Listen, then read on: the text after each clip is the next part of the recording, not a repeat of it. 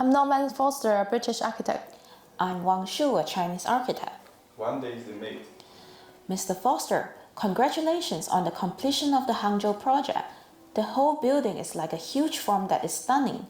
The use of rammed earth to build the most important part of the building brings out the potential of clay in architecture.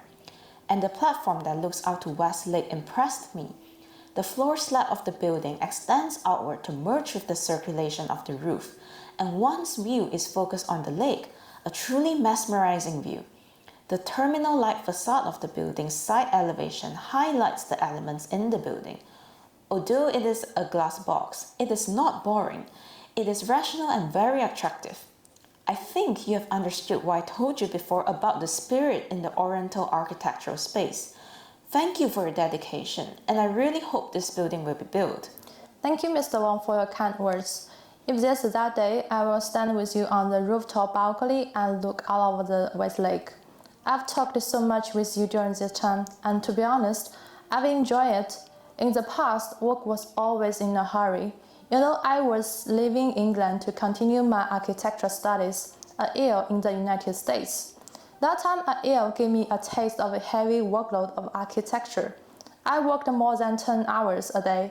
After that, I worked for many years, and I was always busy meeting with one client after another and having one seminar after another with my partners. The long and heavy workload is certainly exhausting. However, I was happy during the short cooperation. During this time, I watched a lot of your projects and I tried to dive into one civilization. I didn't feel the pressure of work. Instead, I gained the enthusiasm to continue studying architecture and the regional culture. Mr. Foster, it was indeed an unforgettable time. I remember you took me on a tour of Manchester when I was designing the Manchester project. The project site was in the spinning fields area that you planned. Rather than choosing a design that was aligned with the street, I designed a multi-level boundary hoping for an inward-looking wall.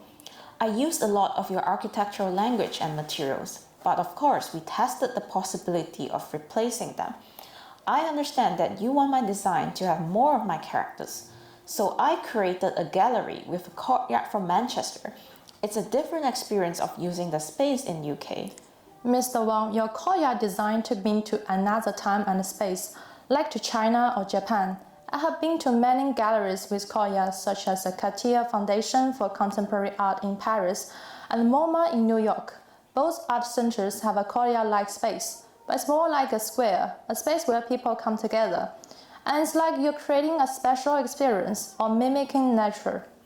Mr. Foster, I used to think that I was an architect who focused on creating a Chinese architectural language, but after so much contact with you, I find that I should be an architect who brings Chinese spatial experience into architectural design. Those cultural symbols, materials, and crafts are all tools to create or recover the spirit of Chinese space. Yes, your architectural practice is a clear challenge. You have to come along to challenge the architecture of the past, but the result of your work is evident. I also understood your anxiety during the tour in Hangzhou. That being a city that has started to be difficult for me. The density of the population and buildings is higher than London's, and it's overwhelming for people who live here.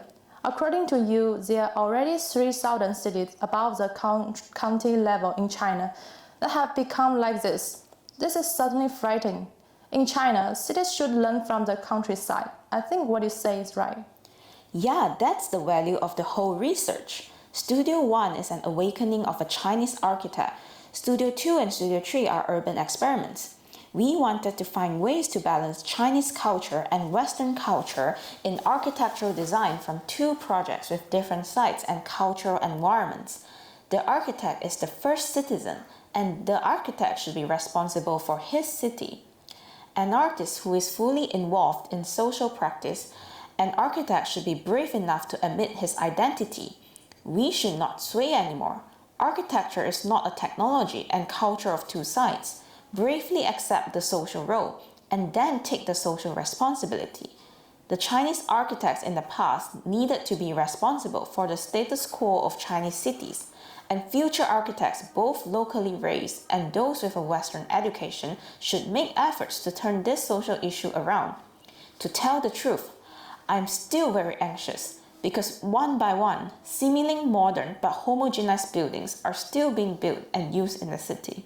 Mr. Wang, I understand your anxiety. Hangzhou, which is a half landscape and half building city, has disappeared. Chinese are nature-loving people, but I can also understand the Chinese urbanization process. Now that we have completed a discussion on cultural equality in architectural design, can you talk about what we have learned? In my personal opinion, I think there are 3 ways to improve the pressure given by the high density to restore Chinese urban culture in the city. Firstly, to return space to vegetation. This is different from Renzo Piano's talk about giving space back to the city, which is creating a public space for people to converge. Giving space back to vegetation is a means of environmental sustainability and a spirit of space. Secondly, it is important to pay attention to the topography of the site and the surrounding natural environment. Do not creative destruction. Do not just use modern machinery to transform the site. Let the city into nature. The third point is to pay attention to the design of boundaries, using them to control the sense of distance between buildings. This is a way to improve the pressure given by a high-density city. In designing the Hangzhou project, I also got the idea of how to balance Chinese culture and Western culture in architectural design. Firstly, the presence of architecture should be weakened. I use the glass as a main material for the facade, allowing the environment to pass through the building, but also allowing the building to integrate and reflect the environment. Secondly, the form is a reflection of the spirit of the building. It's formed to encode the regional culture, to remind the city residential of their sense of belonging. Thirdly, building technology should be greener to create a city with good thermal comfort. Perhaps the combination of our views is the answer in some sense. I think the key to how to balance regional and cultural differences in architectural design is not the use of cultural way nor political way. Rather, it's about regional values, cultural context, and technical input in building to face the challenges of climate change in the future. I think in this regard, whether it's China, the UK, or other countries, it's a common answer. Yes, Mr. Wang, respecting regional values, cultural differences, and being proactive in addressing future environmental challenges is the key to solving the problem of urban homogenization. I think we seem to have found a solution to the problem in our last discussion, but we also don't know what direction the city will go in the future. Yes, maybe this meeting is our last discussion, but there should be more people joining similar discussions, and there will be architects doing practices to answer this question. No matter where the city goes in the future, architects should actively work for the city.